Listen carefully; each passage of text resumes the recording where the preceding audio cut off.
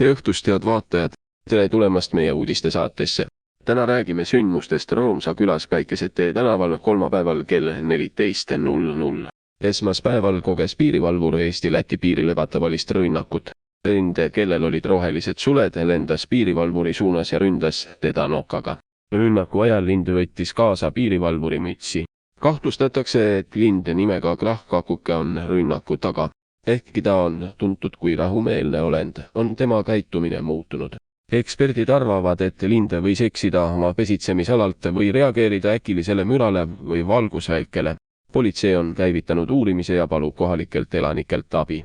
Nad otsivad linnupesa paika ja tunnistajaid. Kurjategija tabamiseks tehakse jõupingutusi, kuid see juhtum on meile meeldetuletus, et kuritegevuse võib olla ettearvamatu ning inimestele tundmatute olendite käitumises peituda oht.